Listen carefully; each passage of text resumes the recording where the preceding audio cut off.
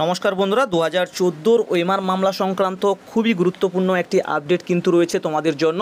তো বন্ধুরা, তোমরা ইতিমধ্যেই জেনে গেছিলে যে গতদিন এই 2014 ওএমআর মামলার শুনানির জন্য কিন্তু একটা ডেট প্রদান করা হয়েছে কলকাতা হাইকোর্টের পক্ষ থেকে।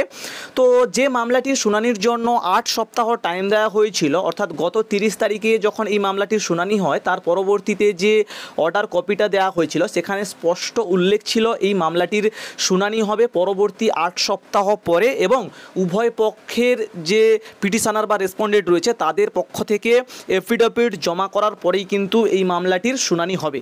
তাহলে হঠাৎ করে কেন দুদিনের মাথায় এই মামলাটি মেনশন হলো, এই নিয়ে কিন্তু সবাই চিন্তার মধ্যে পড়ে গিয়েছিল, বিশেষত যারা 2014 টেট পাসের ভিত্তিতে বর্তমানে চাকরিরত অবস্থায় রয়েছে তারা কিন্তু অবশ্যই চিন্তার মধ্যে পড়ে গিয়েছিল, কেননা 8 সপ্তাহর টাইম দিয়ে দুদিনের মাথায় কেসটার শুনানি হতে চলেছে।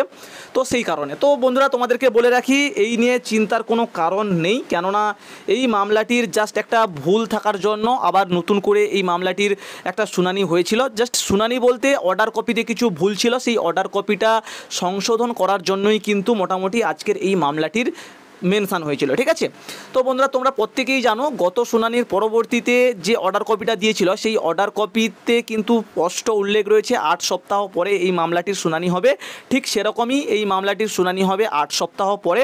আজকের এই মামলাটির মেনশান হওয়ার মূল কারণ হচ্ছে সরকারি পক্ষে যে উকিল ছিলেন, ঠিক আছে, আইনজীবী, তো ওনার নামটা কিন্তু উভয় পক্ষইতেই কিন্তু নামটা লেখা হয়ে গেছিলো, অর্থাৎ পিটিশনার এবং রেসপন্ডেন্টের জায়গায় কিন্তু ওনার নামটা লেখা হয়ে গেছিলো। তো এই ভুলটাকে সংশোধন করার জন্যই কিন্তু বিশেষত এই মামলাটি আজকের মেনশান হয়েছে বা এই মামলাটি কলকাতা হাইকোর্টে রাজশেখর মান্থার এজলাসে উঠেছিল। ঠিক আছে, শুনানি কিছুই হয়নি, জাস্ট এইটাকে চেঞ্জ করার জন্যই কিন্তু আজকের এই মামলাটি মেনশান হয়।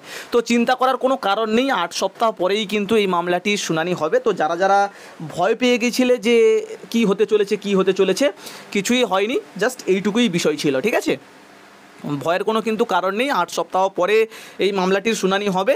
ঠিক আছে, তো অবশ্যই ধৈর্য ধরো আর চ্যানেলের সঙ্গে থাকো, কোনো আপডেট পেলে অবশ্যই তোমাদের কাছে আলোচনা করব। আর একটা যে মামলা রয়েছে সেই মামলাটা কত দূর কী হয় সেটা অবশ্যই তোমাদের কাছে নিয়ে আসবো। ঠিক আছে, তো অবশ্যই চ্যানেলের সঙ্গে থাকবে। দেখা হচ্ছে পরবর্তী ভিডিওতে। ভালো থেকো সবাই, সুস্থ থেকো সবাই। থ্যাঙ্কস ফর ওয়াচিং, টাটা, জয় হিন্দ, বাই।